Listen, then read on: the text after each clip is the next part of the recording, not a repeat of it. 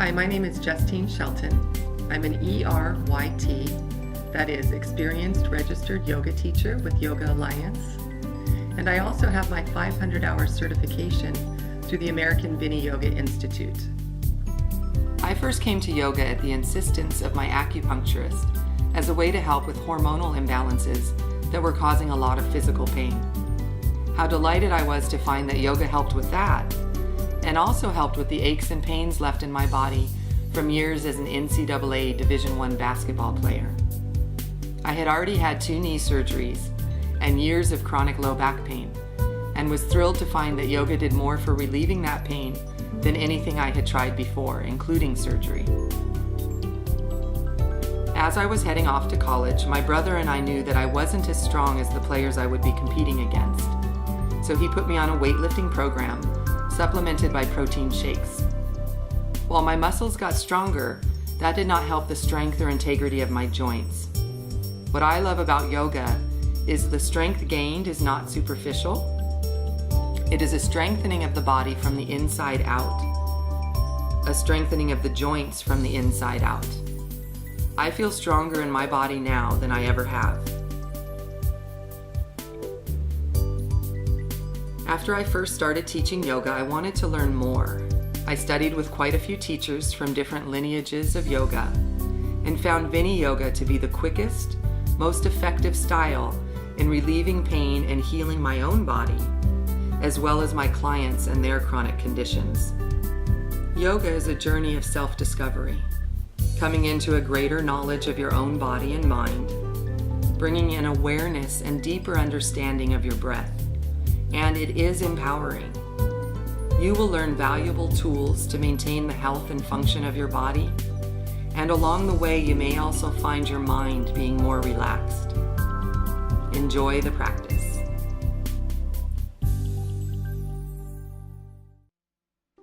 Now we're going to work on building some strength in the legs. So we'll start with our feet hip-width apart and parallel. It's important to keep your weight on all 4 corners of the feet so that the knees don't splay out or in. And we're not moving the spine in one unit. We're going to engage the abs and peel the spine up off the floor 1 vertebra at a time, and setting down the same way, really engaging the abs, especially in the low back, so that you can achieve that movement. So inhaling, engage the abs and peel the spine up off the floor. Beautiful, keeping her knees right over the ankles. Exhaling, lowering back down, setting the spine down 1 vertebra at a time. Beautiful. And we'll continue this for several repetitions, really building that strength. Inhaling, coming up. And exhaling, lowering back down. Good.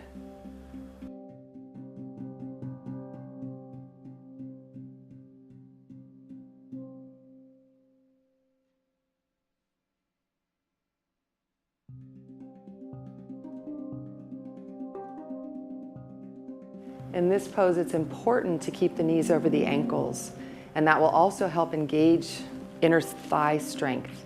So if you notice you're having trouble doing that, you can use a yoga block between your knees just to add that extra strength. That's very important because going up into this pose puts you into a chin lock. So it's important to keep looking at the ceiling so you don't risk any neck injury.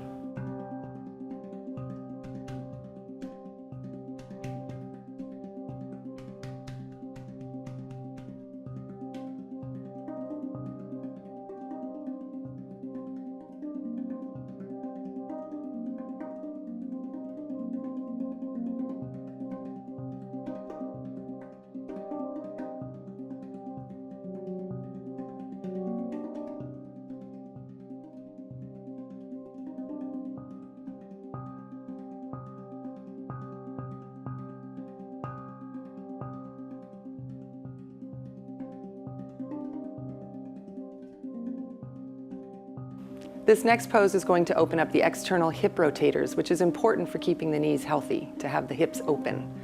So I'm going to ask you to walk your right foot out to the side, drop your knee internally, keeping the ankle flexed and the foot in eversion so you're on the inner part of your foot. The alignment here is crucial. So you want to have the femur coming straight out of the hip joint. It would line up with the spine if the spine continued on. And you have a right angle between the upper and lower leg. So I'm just going to adjust you slightly. You want to make sure there's no pain in the knee. If there is, you can place a block or a folded blanket under the knee to protect it. Pull the pit of the abdomen up strongly, strongly to help protect the lumbar spine. And then we're going to add the opposite ankle on top of the knee. Breathing deeply, we're going to hold this for 6 to 8 breaths. If you get any pain in your low back, draw the pit of the abdomen in more strongly. Next, we'll move to the other side. So coming out of the pose, we're going to walk the opposite foot out to the side, keeping the ankle flexed, dropping the knee internally, and then just checking your alignment. You might even want to lift your head up and take a look, those of you at home. You want to have the femur coming straight out of the hip, a right angle between the upper and lower leg, and no knee pain. If you're doing okay, keep the pit of the abdomen hugged in, and you can add that opposite ankle on top if you would like. Ultimately, we're working towards having the face of the hips parallel to the ceiling, but that's probably not going to happen right away. So to protect your back, just keep pulling the pit of the abdomen up strongly.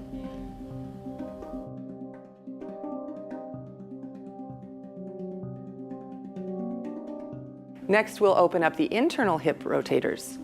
So starting from that same position, feet a little bit wider than hip distance, and you're going to walk the left ankle around and hook it behind the right ankle. Dropping that knee externally. You're going to keep the ankles flexed again, pull the pit of the abdomen up strongly, and then cross the other ankle onto the opposite knee. So we're going to take a little closer look at the alignment here. The spine and the femur are creating a narrow letter Y. Now, some of us are going to have our knee a little bit higher in the air. You can energetically use the muscle of your leg and push that knee towards the ground. However, if your knee's very far up and you're really uncomfortable, we'll take this into a pose called reverse pigeon, in which case you'll just bring that left foot back flat on the floor, cross the ankle over the knee, keep the foot flexed to protect the knee. I can't stress that enough. Then you're going to lift the left leg up, reach between the thigh and hold behind the thigh. And you want to make sure your shoulders are relaxed and your neck is long so you're not creating tension here. Now to come out of the pose, we're going to take that top ankle off, set the foot on the floor, and then bring the bottom of the other foot to the floor. Take the feet about mat width apart and just allow the knees to windshield wipe from side to side.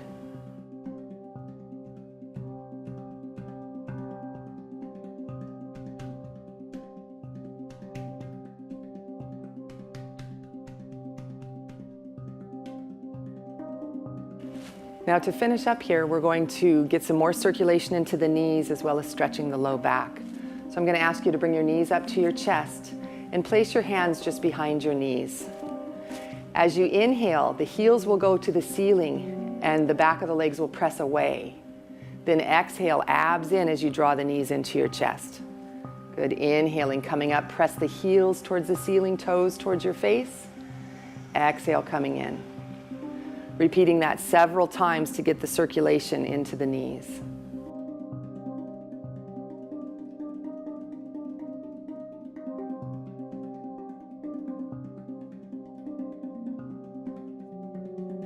If you can't get your legs all the way straight in this pose, that's fine. Just practice where your body is right now.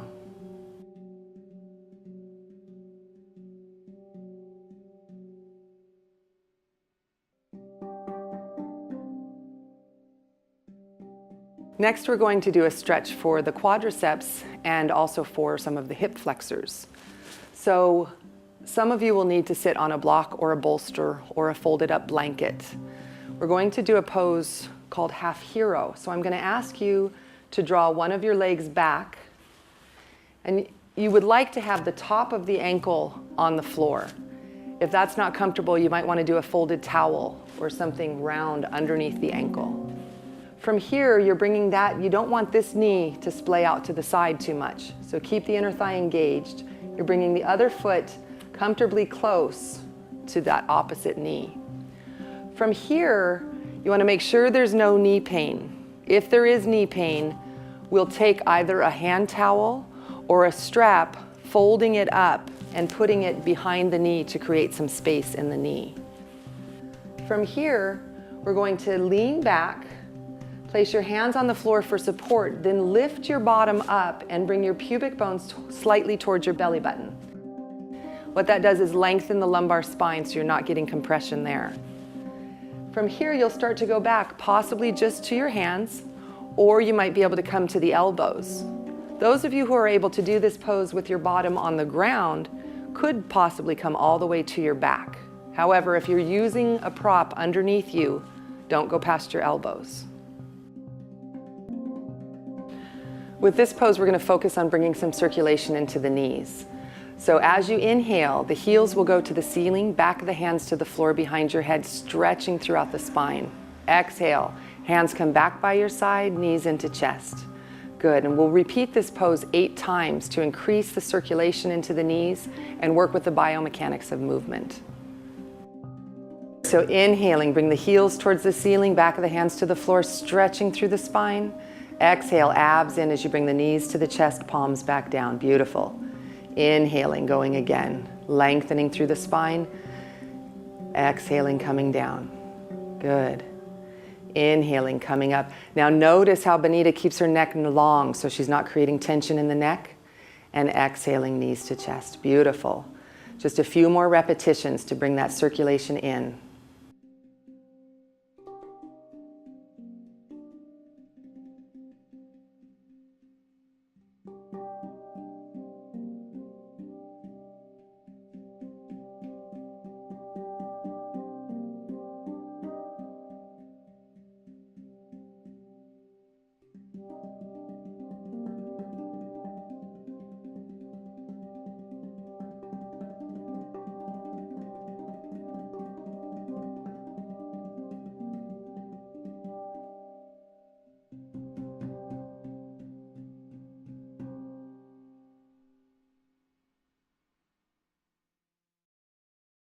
Now we'll move into a pose called triangle. So standing on your mat, take a step out with each leg to the side, being comfortably wide. Then we're going to externally rotate your right foot. And the alignment here can be heel to arch or heel to heel. It's your choice, it's just preference. But what I'm going to have you do is take your toes and bring them closer towards that opposite foot. That's a modification to help protect the knees. Engage the leg muscle, so you're drawing the kneecap up. With an inhale, raise the arms up. As you exhale, slide the torso, get length. And then going all the way, tilting into your triangle. Beautiful. One modification is to have a block on the ground to bring the ground a little bit closer. You want to make sure the spine stays long and you're not collapsing in the lower part of the torso. However, the block is just there to lend support. You're not weight bearing on it. Now to come out of this pose safely, put a big bend in your front leg. Then with an inhale, engage the abs and let the breath help you back up. Turn your feet forward and then release your arms by your sides. Now we'll take this to the other side. So inhaling, raise the arms. Then we're going to externally rotate the left foot, choosing the same alignment, either heel to arch or heel to heel. Take an inhale, lift the rib cage up away from the hips. As you exhale, abs in, slide the torso, lengthening, and then coming into your triangle on this side. If you have a tendency to hyperextend the knee, keep a micro bend in the knee till you train yourself to keep the quadriceps drawing that kneecap up.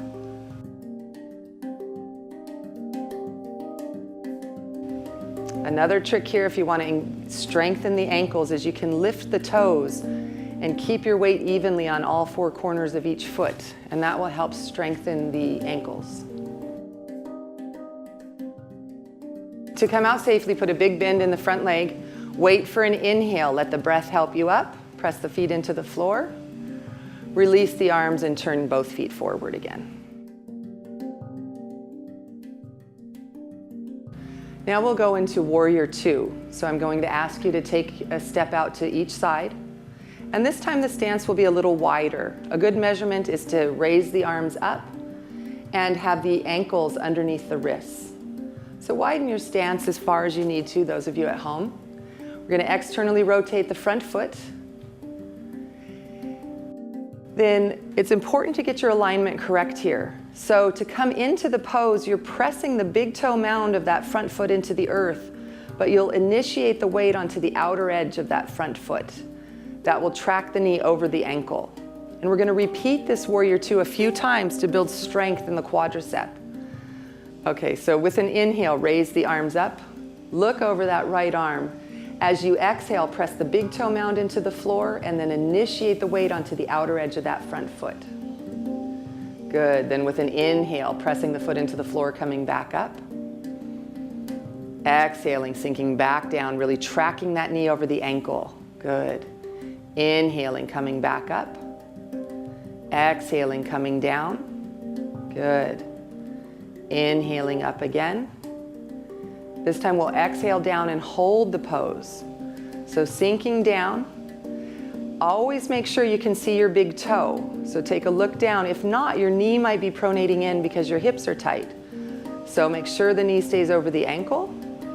And then press the outer edge of your back foot strongly into the floor. The muscles of both legs are strongly engaged. Rib cage rising up off the hips, shoulders down and relaxed, and arm muscles hugging into the bone. Beautiful pose, feeling the strength of the warrior. Good, then to come out, wait for an inhale. Press that front foot into the ground, come back up. Turn both feet forward and release the arms down, shaking the shoulders.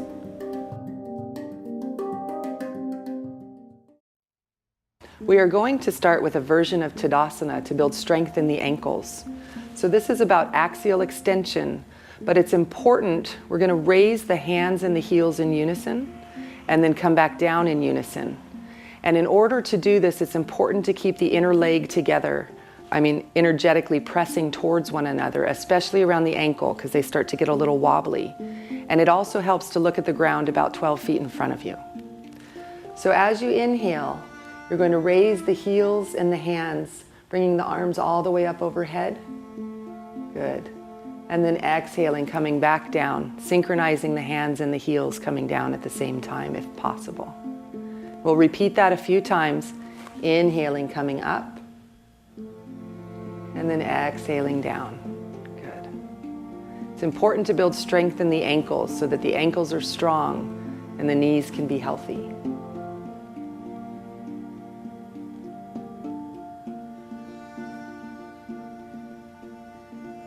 So after repeating it several times, this time we're going to come up and stay up. So with an inhale, rising up, and then interlacing the fingers and pressing the palms towards the ceiling. Feeling length throughout the whole spine. Each inhale lengthening through the crown of the head, and as you exhale, drawing the abs in. Good. One more deep inhale, really stretching, and then as you exhale, coming back down.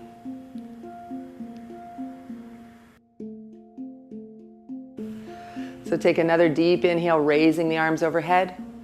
Exhaling, abs in as you bow forward, bending the knees slightly to protect your back.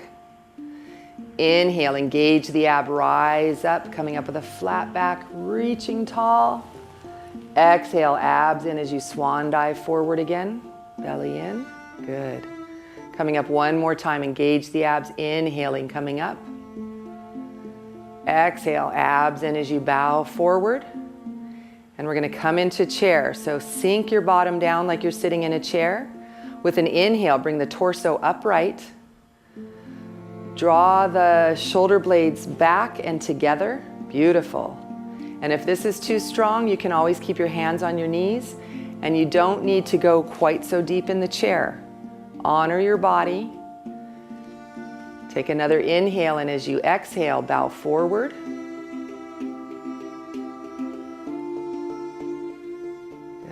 Then with an inhale, coming back up. And we'll repeat that series again. Exhale, abs in as you bow forward, bending the knees to protect the back.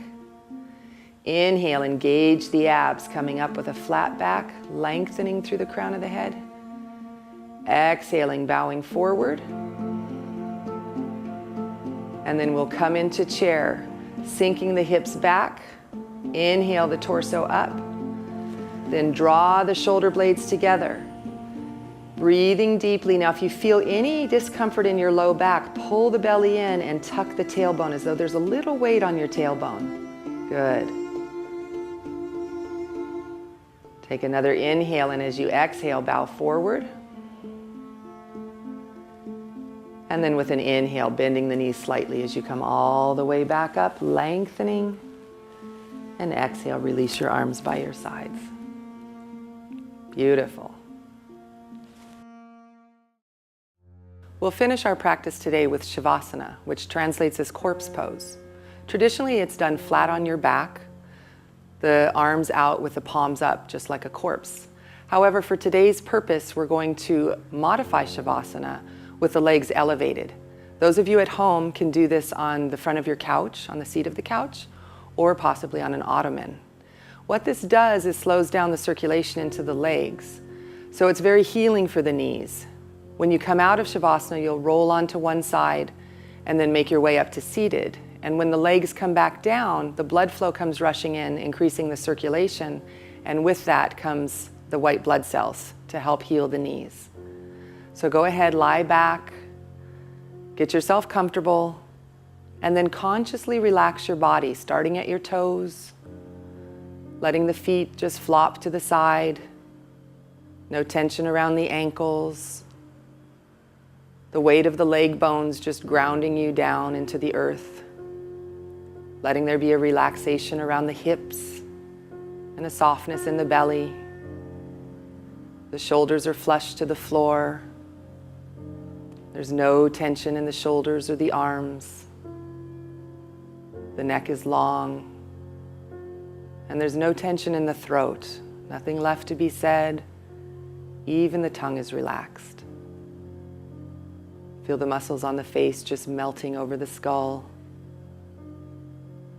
And the eyes are soft in their sockets. And with each exhale, allow yourself to drift a little deeper into yourself. Lie back, relax, and let the magic of yoga happen.